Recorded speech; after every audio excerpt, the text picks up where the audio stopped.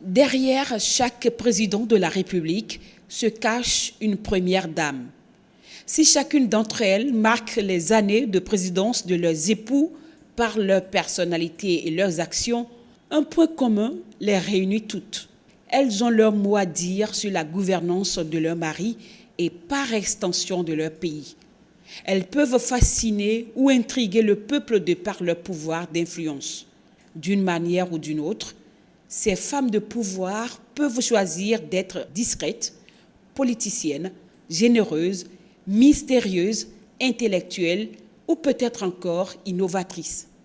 Le Bénin, sous le renouveau démocratique, en a connu véritablement trois.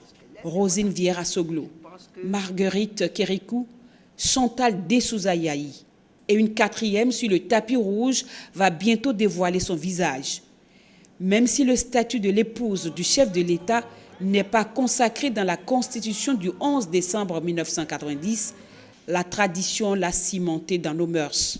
Elle bénéficie généralement de certains privilèges et mène des actions relativement encadrées, ayant trait notamment à l'humanitaire, la santé ou l'éducation. Elle accompagne son mari dans la plupart des voyages d'État.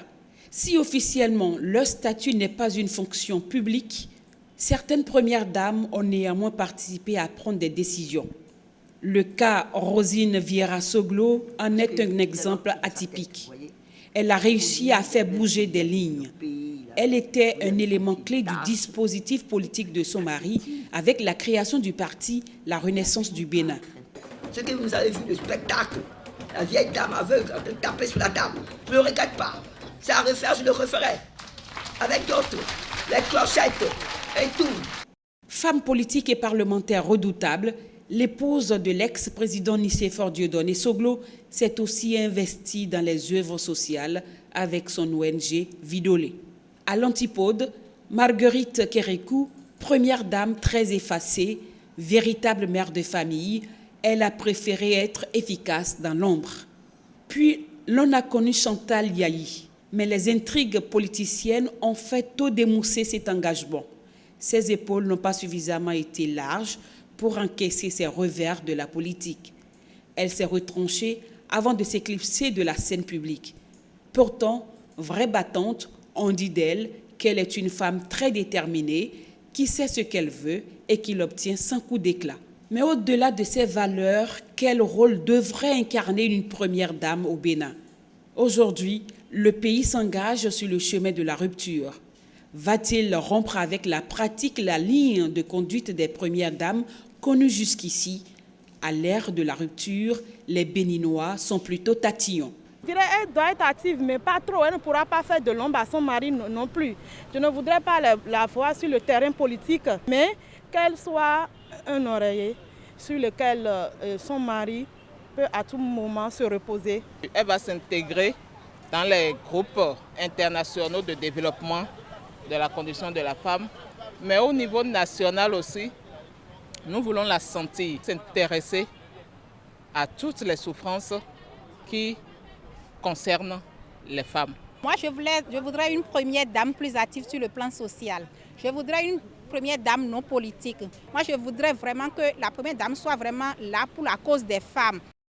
Je crois que notre première dame doit mettre l'accent surtout sur l'éducation de la jeune fille, des jeunes, et s'il y a même si possibilité qu'elle ait une fondation pour que l'instruction civique renaisse dans notre pays.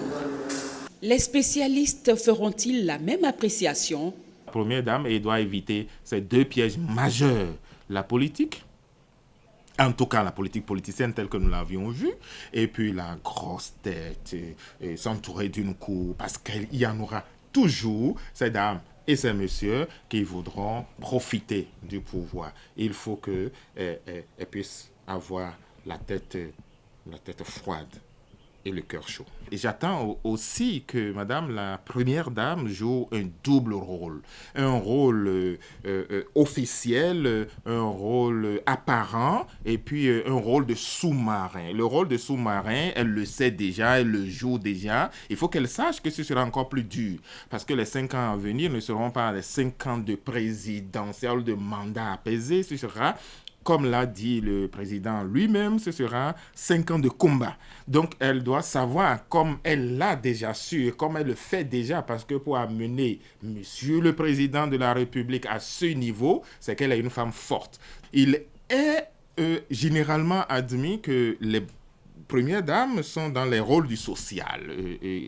Donc, nous attendons fortement que la première dame à venir n'ait pas forcément mouiller les maillots dans le politique. Militant de la cause du social, militant de la cause des femmes, militante de la cause des vulnérables, aux côtés des déshérités, nous attendons cette carrure sociale pour accompagner l'œuvre politique de son mari, le président de la République du Bénin. Nous attendons également de Madame la Première Dame d'être l'exemple, non seulement pour toutes les femmes du Bénin, mais d'être également la vitrine du Bénin. Claudine Benayon Talon, c'est le nom de la nouvelle première dame que la nature a offerte au Bénin pour les 5 prochaines années. Elle s'est dévoilée pendant la campagne électorale. Serait-elle timide, effacée, battante ou encore bouillante? Saura-t-elle vraiment combler les attentes de ses compatriotes? À l'épreuve de la rupture, on appréciera.